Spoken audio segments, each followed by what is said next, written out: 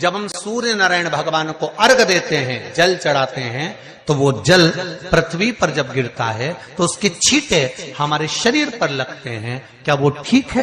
क्या वो श्रेष्ठ है? शिव महापुराण की कथा कहती है, जब हम सूर्य को अर्घ देते हैं, सूर्य को जल चढ़ाते हैं, वो पानी जब पृथ्वी पर गिरता है, उसके छींटे हमारे शरीर पर लगते हैं, तो वो श्रेष्ठता का भाव निर्मित करते हैं। वो गलत नहीं हो सकता। कारण अब वो भी समझ लीजिए। अब सूर्य नारायण भगवान को आप जल चढ़ा रहे हो तो छींटे नहीं लगे, उसके लिए क्या स्टूल पे चढ़ के चढ़ाओगे कि कुर्सी पे चढ़ के चढ़ाओगे? अरे बोलो तो सही। अब कई लोगों के दिमाग में यह बात भरा गई कि हम भगवान को जल चढ़ाते हैं, वो हमारे शरीर में छींटे लगते हैं, जमीन पे से पानी गिरता है, वो हमारे शरीर को छींटे लगते हैं, भगवान को अच्छा नहीं लगता होगा। कौन ने कहा? पहले तो उसको पकड़ के ला। क्योंकि मेरे राम जी महाराज, मेरे भगवान कृष्ण, बड़े बड़े संत, साधु, सन्यासी, तपस्वी, साधक, उपासक जितने भी हुए, जिन्होंने सूर्य की आराधना करी, इन्होंने टेबल पे चढ़कर या कुर्सी पे चढ़कर जल नहीं चढ़ाया। इन्होंने पृथ्वी पर खड़े होकर ही, क्योंकि पृथ्वी तत्व के देव हैं शिव।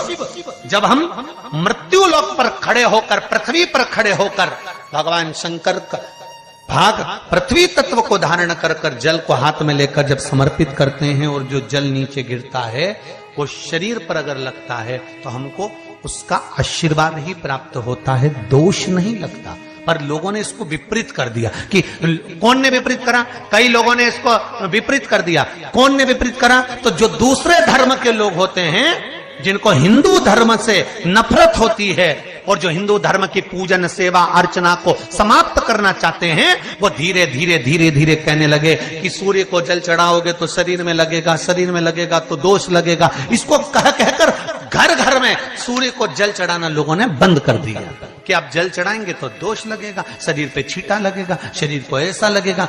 ये दोष नहीं है।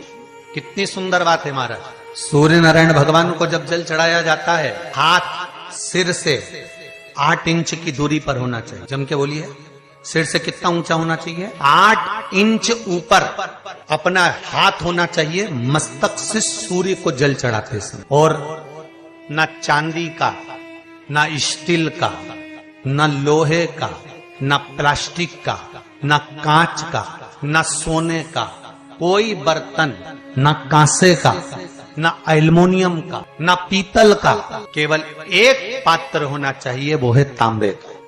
काय का पात्र होना चाहिए? तांबे का पात्र। और सूर्य नारायण भगवान को जब 8 इंच ऊपर तुम्हारा हस्त है, और जब हम सूर्य को जल चढ़ा रहे हैं, कैसे जल चढ़ाना है वो भी समझ लीजिए। अगर कोई कैंसर का मरीज है, जिसके चेस्ट में कैंसर आ गया हो, लेफ्ट में, राइट में कहीं पर कैंसर आ गया हो, या कोई गठान आ गई हो, तो महाराज आप जल चढ़ाते समय उस जल की धार को सूर्य भगवान को जब चढ़ा रहे हो, तो धार आपकी गठान की ओर जाना चाहिए, जिससे सूर्य की किरण उस जल में से आपके उस स्थान पर पड़े, उस जगह पर पड़े जहां पर गठान है। महाराज आप लगातार जल तो चढ़ाना चालू करो, अच्छे अच्छे डॉक्टर फेल हो जाएंगे और कह देंगे गठान ठीक हो।